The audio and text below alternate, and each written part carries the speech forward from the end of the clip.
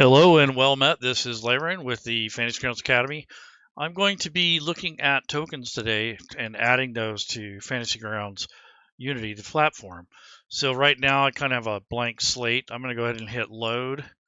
And I have a core RPG session started. I just called it core_work because this is a work folder, not going to be using it for a game. And then, of course, token packs, so kind of an idea of what it is. So the reason I do that is so that I can keep track of the different folders I'm working with in the back end. The only extensions I have is the core RPG author. So at the end, when I want to export it, I can add some extras in there and kind of make a nice little reference manual, or I can do it manually. And then, of course, I have this Roboto font to make the font a little bit bigger so I can read. But other than that, that's all I need to create a campaign for working on content. You don't really need to have any specific rule set unless it's dedicated to that rule set. In this case, this token pack should be fairly universal for most fantasy rule sets. I'm just going to make it to where it's usable by all. What you're going to find is that when you start isolating yourself with certain rule sets, it's harder and it takes extra steps to make it available for other rule sets. So things like art packs and token packs, best thing to do is make them in the core rule set because that way it's a little bit more universal to everything. And this also applies to asset packs, tokens, portraits, anything that you think would be shared amongst several different types of sessions and rule sets and things like that. So just keep that in mind when you're creating content. So the next thing I'm going to do is hit start. And while that's loading up, I'm going to basically I'm going to bring up Canva, which is a tool that I use quite often to create content. Now it's probably better to use something like Photoshop or GIMP or something like that. All I'm doing in this case is I already have some pre-rendered tokens, and these are actually commissioned. I got these bought and paid for through Bernardo Hasselmann. I have an agreement with him that says I can publish these things as long as I mention him, and then if there's going to be like a Kickstarter or something like that, I would probably more than likely split some of the proceeds with him. But nonetheless, these are all personalized tokens that I had him create, minus this particular one. This is his actual token, but everything else belongs to me as far as ownership and the rights to them. But ultimately, these are Bernardo's artwork, so I'll respect him for that. So I'll put the links for his content later in the stream. And then also the tool I'm using right now, this is Canva. It's an online tool. It also has an app. It's pretty handy for doing social media, arranging portraits, that kind of thing. It does a pretty good job. So first things first is this background here. This square is 125 by 125. Now the recommendation for sizes from small to medium is the size of this base essentially, or the token itself, to be around 100 by 100. So this comes from creating token packs on the Fantasy Grounds Atlassian. So what they're saying here is you create a folder called tokens and you place all your tokens within it. They're talking about the back end of Fantasy Grounds. We'll look at that later. But the token should be 100 pixels by 100 for human-sized or smaller tokens, and 200 by 200 for anything larger than humans. All tokens should be optimized PNGs, and script PNGs work great as well.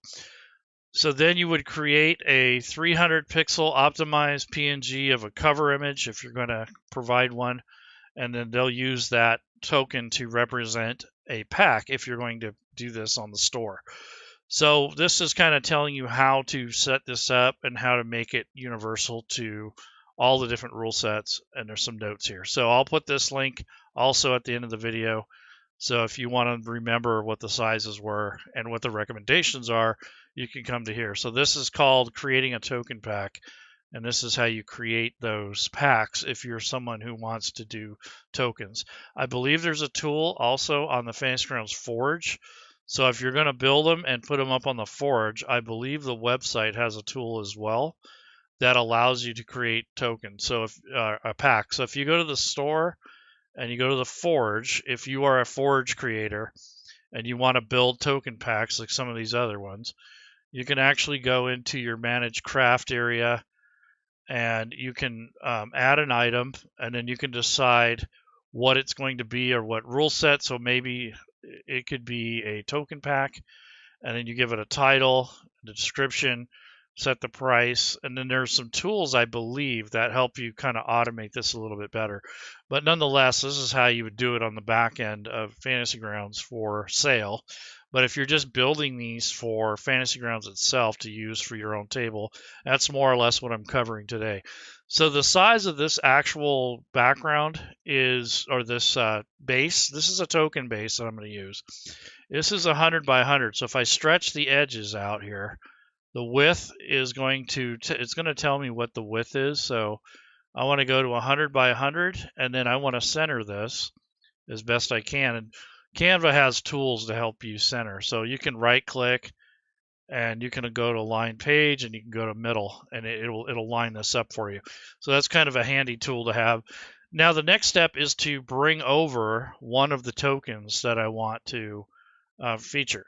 Now if I'm going to go to a larger creature, I'm going to make this background a little bigger. I'm going to make it 225 by 225, and it's going to be a transparency in the back because there might be a little overhang like a tail or an arm or something like that.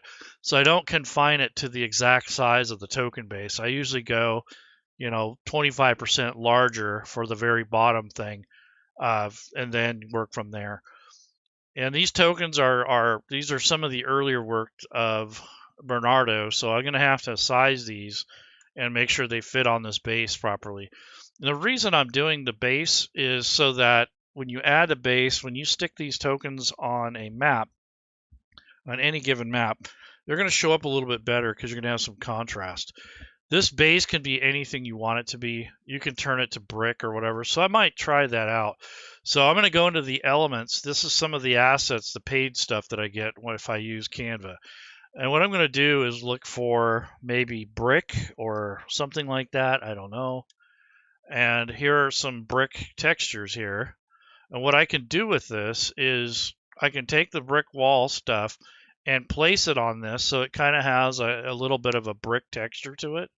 You can do stuff to make this a little less generic and a little bit more detailed, or maybe you can use a little bit of grass. But nonetheless, you're going to want to make sure that it's transparent and that it's not as bright. You want something square, obviously. But this is just an idea that you can do if you want to make the base fancier.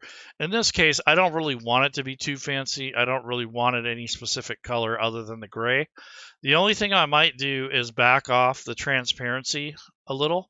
So up here in the transparency level, I'm going to drop it down to about maybe 75%. And what that's going to do is allow some of the artwork underneath to bleed through. So if I'm playing in a game and I want to basically see the products that I'm going to be placing this token on, like the map, it'll show a little bit of the map underneath. So that way it's not completely blocked out, but you're going to have a little bit of transparency underneath. So when you go to play, some of the map textures, especially the darker lines and the outlines and the grid, will come through the bottom a little bit. Not too much, but just a little. So I'm going to pick, let's see, let's go with something kind of interesting. So I'm going to go with we'll go with the Paladin. So this is Lord Gallimar. And see if you can add this there. That's a little bit small. I don't think that's going to be very, very useful. So what I'm going to do is at least stretch this out to where it's going to cover most, if not all, of this particular base. And then I'm going to make sure it's centered. And that should be pretty close to the scale that I want. Just a touch over on this, on the cape or the cloak, and then just barely on the bottom here with the shield to kind of give you that impression of shadow, basically. And it already has shadow built into it, so I don't have to mess with that part of it. And the only thing I did is I got this base actually from the Digital DM. He actually gave me this base because I saw him doing a video a long time ago where he had been using these bases, and he's putting his 3D assets on top of it. That way you're not, the tokens are more visible when you put them on the map. So this is a paladin token, and this is also increased to 500% on the view, so we can see what we're doing. But if I shrink this down to the actual size, that's the size it's going to be. So that just gives you an idea of the scale. But we kind of have it scaled up so we can see what we're doing. And so it's all the way up to max. The base or the background of this is only 125 by 125 pixels. So that's the dimensions. And then this actually is 100 by 100. And then this token inside is probably a little smaller than that. So I kind of stretched it out so it would fit the base, but not, I don't want it to go too far over. The other thing is I'm going to export this token. So regardless if you're in Adobe or if you're going to be using any other photo editing program, you want to have this set as a PNG, transparent if you can help it, so that you don't get this white border here. And this actually is going to give me the option to export it without this border. The other thing I had done is the gray base, I put 75% transparency on there because I didn't want it to cover the entire space underneath the paladin. So when I place them on a map, I can actually see some of the stuff underneath it. So anyways, I'm going to do that, and I could just kind of systematically go through and do this exact same process for all of the small to medium creatures. Anything large, such as this Drider and this myconid mushroom man, I'd have to go to like 2 to 4 times bigger, and then export it, and then make sure it's like 200 by 200 essentially. So I would change the bottom here, and then or the base of it, the canvas, to 225 by 225. That way, when it shrinks down and you put it on the map, it kind of fits in the pocket. And it can have a little tiny bit of overhang for like a tail or something, or wings or something like that. So that's something else to consider. So now that I have this placed, if I go to the share option and go to download, I want to make sure that it's a transparent background. So this might be an option for one of your layers if you're using GIMP or Photoshop or Corel or whatever, and that will help it so that you don't export this white border around here. We don't want that. And then you can, in this case, I can compress it to a lower quality if I want. I don't want to do that, but that's an option. And I'm just going to hit download, and it's going to actually go to my hard drive, in which I will copy and paste that into Fantasy Grounds. So I'm just going to do one for now, and then at another point I'm going to go ahead and clean them up and make a whole bunch of them at once. But I just kind of want to go through the process with you guys, just so you know. So I'm getting the information for the token packs again from the Atlassian, and it tells you, it's just like their wiki guide, how to optimize the tokens for use. So that's something important you want to look over if you're going to make a token pack. If it's just one token, who cares? But we're going to make several of them, especially if it's for commercial use. You want to try to use our guidelines. So these are all the different tokens that I'm going to be working on, and then there's the base. So I've already pre-uploaded those. And like I said, I got these tokens from Bernardo Hasselmann. He's a pretty good artist. So now that I have that, I'm going to bring up Fantasy Grounds. And right now I'm using the core RPG rule set. So this is not 5th edition. Normally I would use that, but in this case, all I'm doing is building tokens. So I don't want to have a bunch of extra stuff. I don't even really have much loaded. I don't think I have anything. Yeah, there's nothing in the library loaded or anything. I don't need that. What I do need, though, is a header or some sort of way to tie in the content.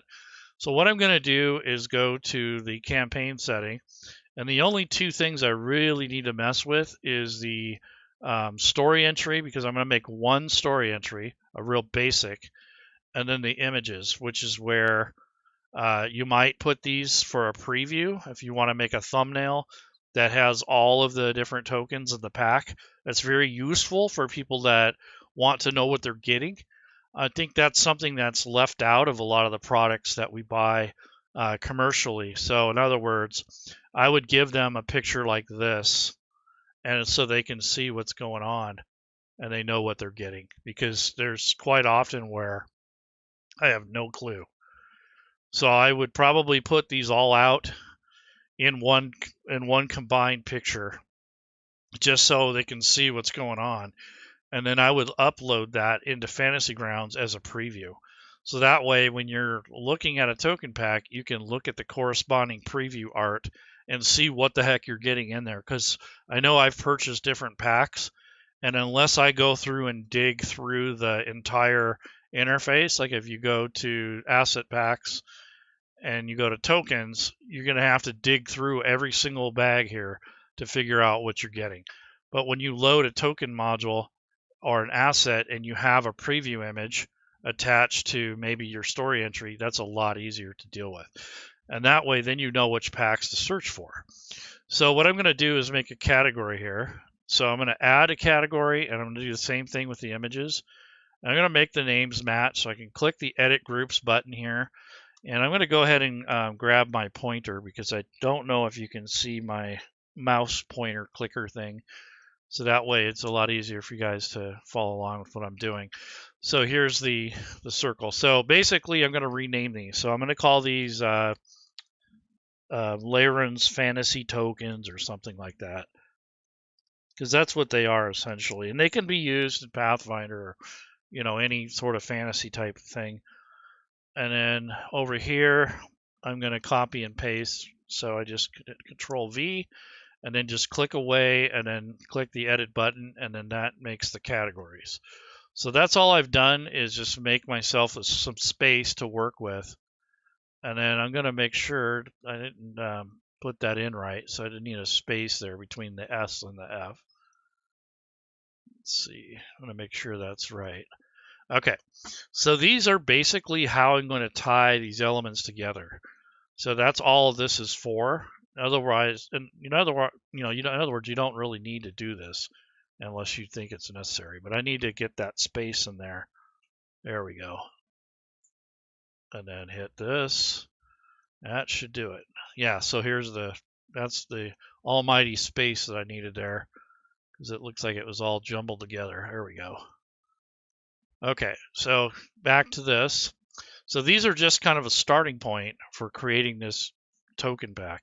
So the next thing you're going to be doing is taking that token that I had made earlier and adding it to the data folder for the campaign. So if you're going to use these tokens loosely and they're not going to be a part of a module or anything in particular, you can put them in the data folder, and then you can make your own subfolder that has all of your different tokens. So there's one here called custom, and this is where I put all the custom ones that I put together or designed for Fantasy Grounds to use just as a player or as a GM, not to use as a commercial thing. So these are just going to be loose tokens that I've thrown together that are going to be used in a campaign.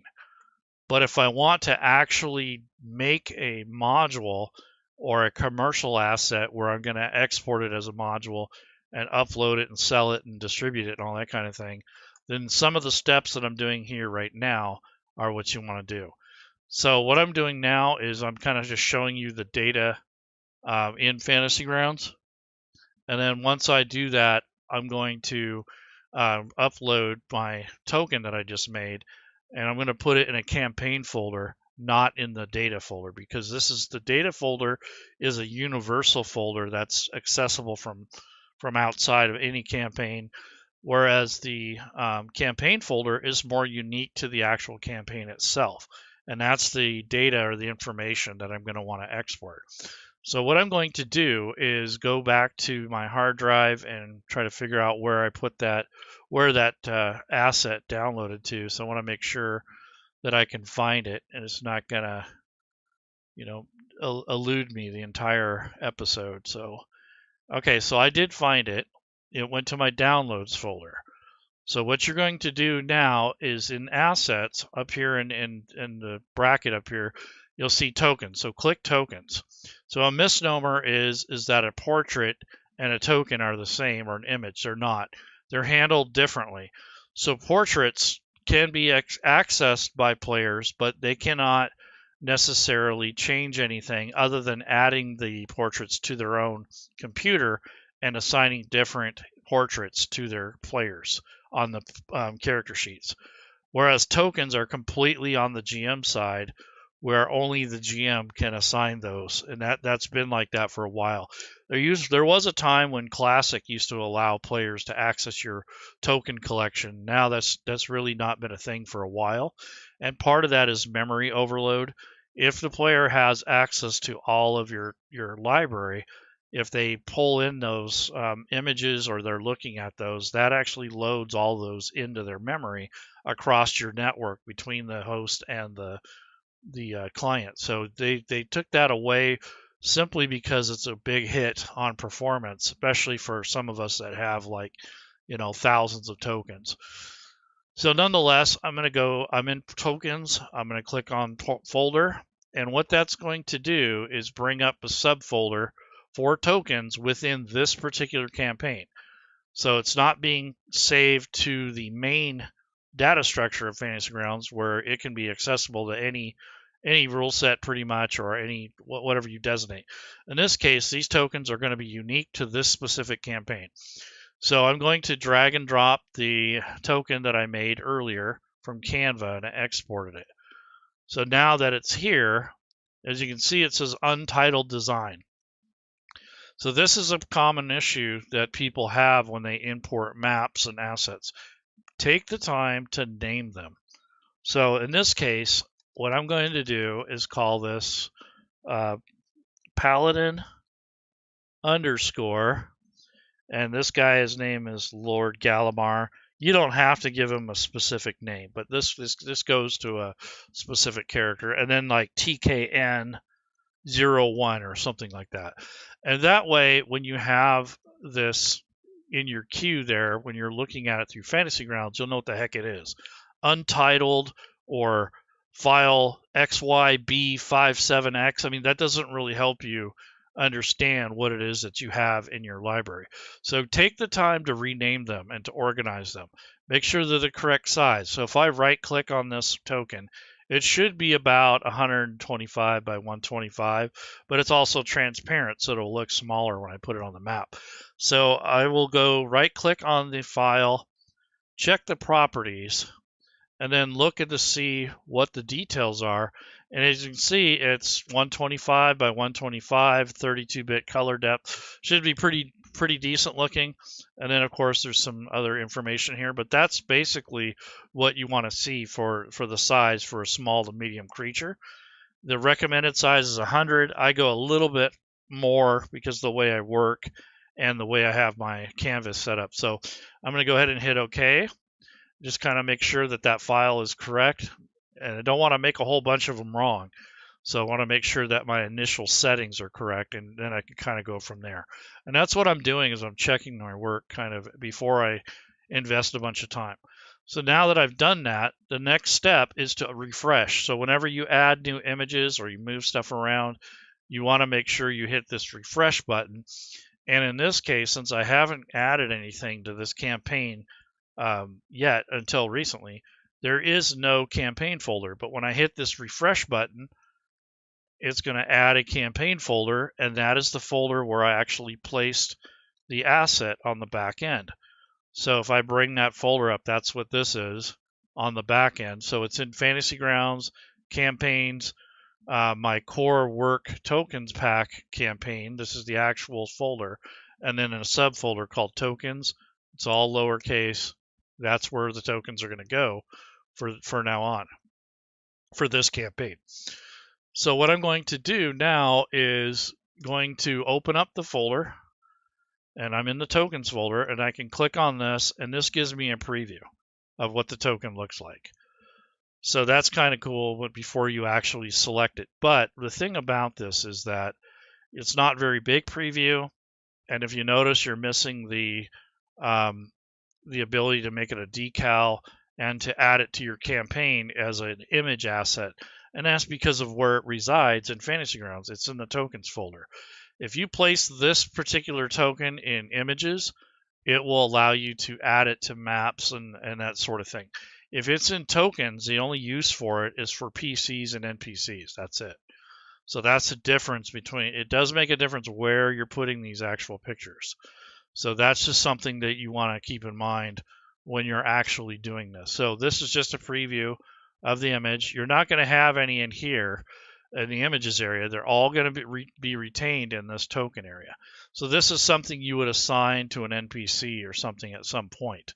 But right now you're just building your map pack, or in this case your token pack. And then once you get everything built, then you're going to end up exporting, and then it will pull in all of your changes. You'll have your subfolders. You can build a reference manual. The only thing I would probably put in the reference manual, like I said earlier, is a preview image of all the assets together so that the player or the GM knows exactly what they're getting. Because I can't count how many times I've downloaded and picked up things and I don't remember what's in them, so I don't ever use them. So that's an important aspect of creating content in any virtual tabletop. It's nice to have a thumbnail image of the content you're getting in there, and better yet, a text file that has a list of all the names in there. So that way, if you are going to edit or look for those files on your computer, you have a handy list of all the different file names. Because if you don't, you're stuck and you're going to be searching through every single folder trying to figure out where these stuff reside and how they're connected to your project. So that's one thing that I hope that that Fantasy Grounds, the Smiteworks can fix, because that makes it aggravating if you cannot access your content without going through 50 million folders. So that it just depends on what your needs are. Most people don't care, they just use whatever. But if you're creating content and you're getting into a little bit more intermediate use, that's where this stuff matters. So nonetheless, this is kind of where I wanted to just show you about using tokens. So the next step is, if you're going to use tokens, they got to be, or they should be assigned to either a player or an NPC. So this is a blank sheet here. This is just the core RPG, but this is where you would drag this over to the character, or you could select it here through the character sheet. So if you click on portrait, it's going to go to these bags. This would be more like the player side of things. And then I have a campaign folder that has this particular asset in there. So under campaign, so I would look for campaign over here and see if I can find it. So you would be looking through this folders, but I have to find the folder, and the folder that I'm working on is called Core RPG Work folder. So that's what I want to look for. So there's Cyberpunk, custom made Cyberpunk. So basically this is where you would be assigning, if you were going to play, where you would assign the token to an NPC or a player. But in this case, I'm just going to drag it over to just kind of see what it looks like.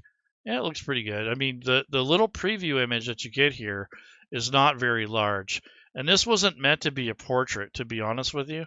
So I will just, I'm going to actually just kind of take this. And if you wanted to replace this with a regular portrait, you can. So if I go into the portraits and the assets, let me go to assets here. And then I go to click on the category for portraits. Now I'm going to look for a paladin and see if I can assign that to the actual portrait. So there is a difference between tokens and portraits. Okay, so here's the paladin portraits that I have collected. Now these are made from other content, not stuff that I've built. So if I was going to do my own, I would bring in those portraits, put it in the portraits section, and associate them there, as opposed to trying to use something else. So I'm just going to grab one of these and drag this over. And that actually changes both, but it is not exclusive. So if I wanted to make a token, which I've done earlier, which I'm kind of showing you. So if I go back to assets and go to tokens and campaign, this is the one I added. So this would go over to the right. So portraits will become the default token if you don't have a specific token. If you are going to substitute or create a token for your character, the GM has to add that and put it in and assign it. So this is kind of the reason why I did this, is that so you can see, that's why I have the base. So I'm going to bring up a map pack and throw some stuff on it just to give you an idea.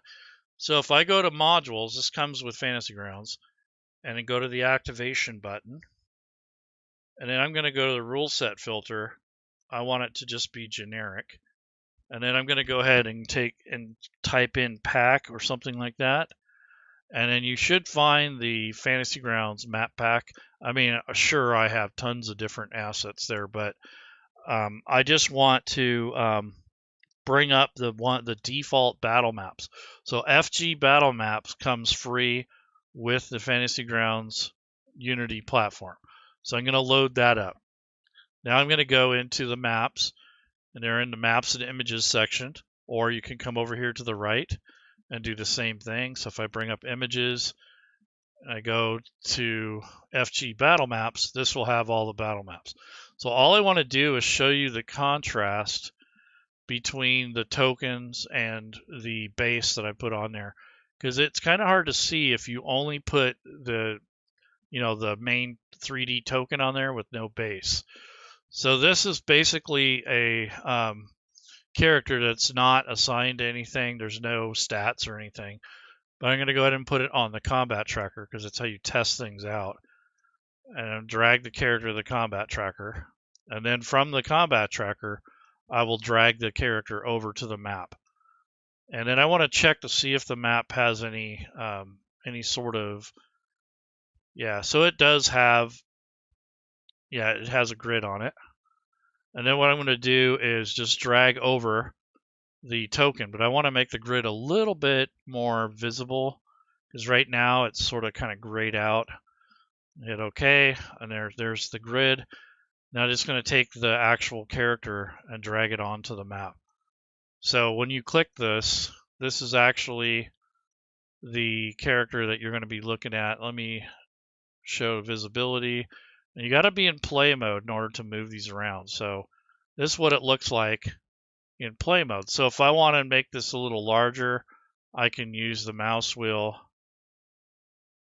So there's that. And then there's some options so you don't have to keep doing that. So if I would have made this all the way out to the edge of that, I don't get this option of knowing how far over this overhang is going to go. So that's why I'm a little bit more conservative. But you can make your tokens a little bit bigger.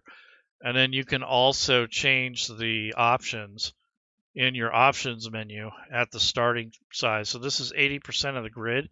You can turn that off, or you can go to 100%. So let's see if that makes any difference. So I'm going to delete this token, re-drag it. Yeah, that's exactly what I wanted. So in play mode, if I click on this, this is a lot closer to what I want to see when I add it. So it's going to add it at 80% by default, but if you change the number, the value in the settings, it will be at 100%, and this is what I wanted. This is a lot closer to what I'm looking for.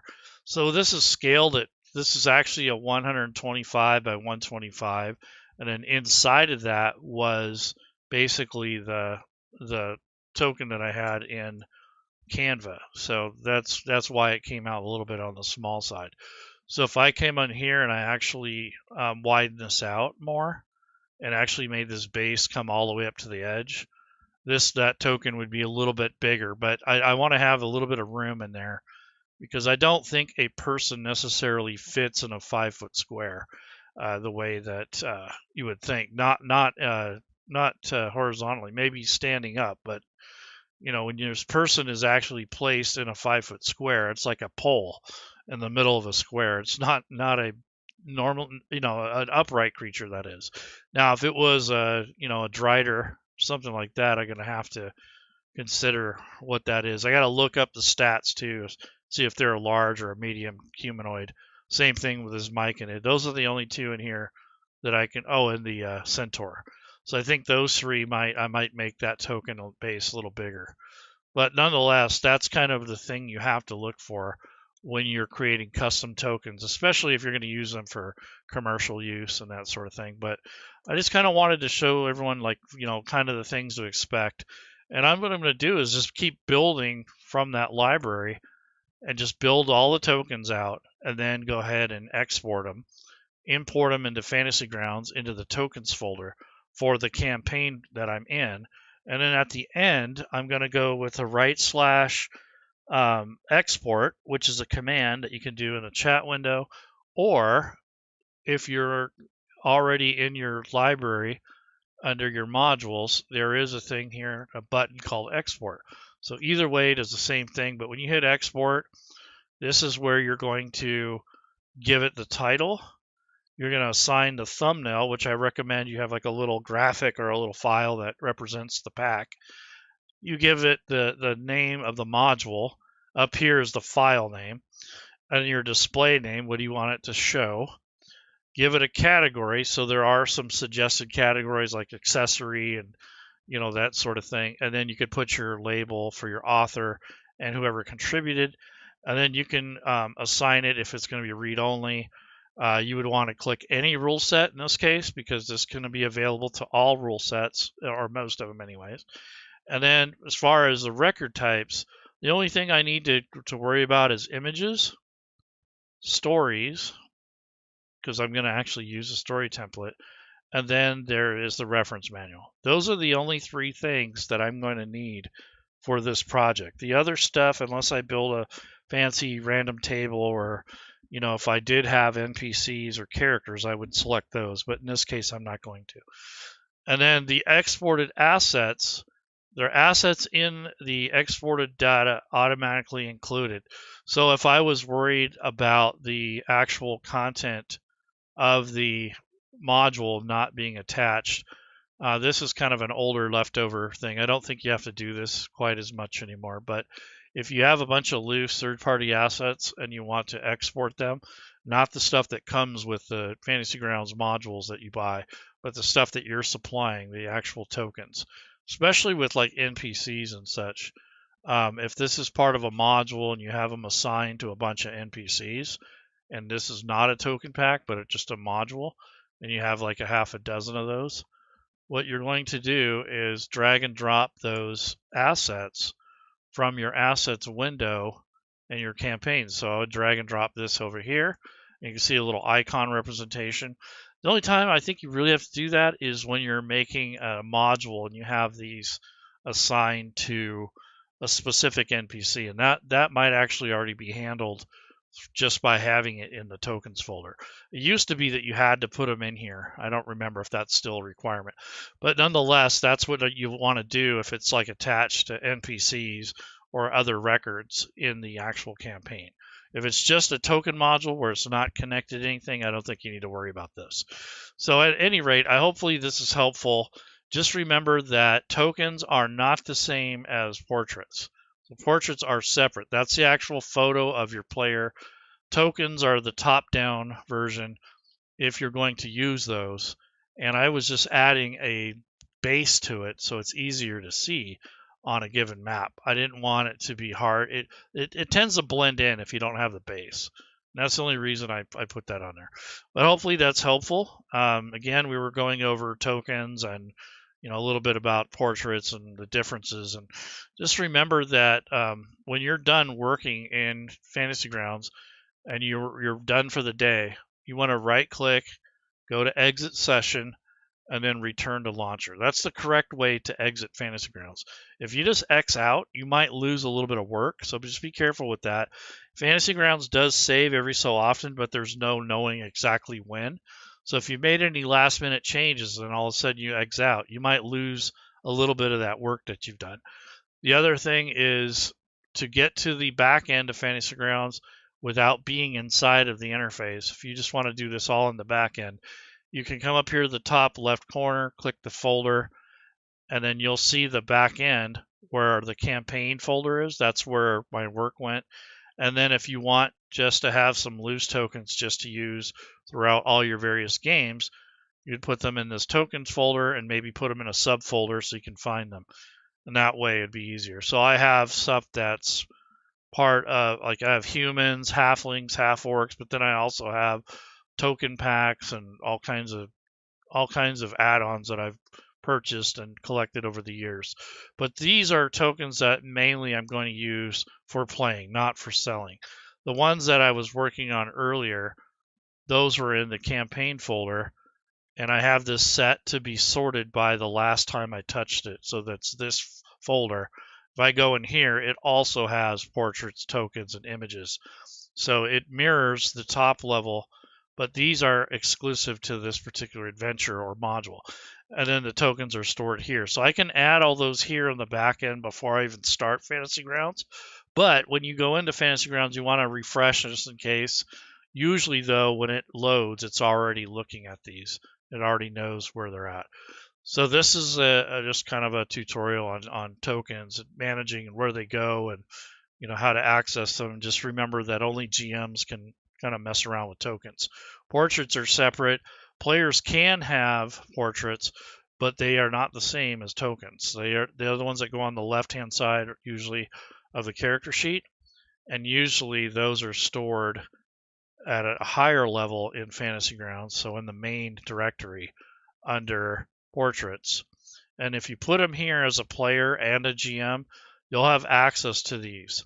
If you don't, you'll have to individually navigate to the file that you want. So if you're a player and you want to make life a little easier on yourself, if you have any portrait photos, make sure they're square and make sure they're no bigger than 500 by 500. The recommended size is around 100 to 200. I usually make mine around 200 so I can actually see them. But those would go into a folder like this is a portrait, so it's not a token. So if you put them in there as a player, you'll have access to those in Fantasy Grounds. Or if you only have one specific one that you want to use, you can send that file to your DM and they can add it to the campaign folder as well. That way it can be all kind of tidy and all together. So it really depends on what your needs are and what you're doing. Anyhow, have a good week. It's almost Friday. I'll see you guys around. And don't forget, the end of July, we're having our Founders Day weekend 6. So if you are interested in joining, either as a player, you want to present something, or maybe you want to talk about a project that's related to Fantasy Grounds, or maybe even if you are just someone who wants to volunteer, direct traffic, see what's going on, check things out, we have that also coming up. So there's links for that in the forums, on social media, in our Discord, all over the place. So take care, everyone. Bye-bye.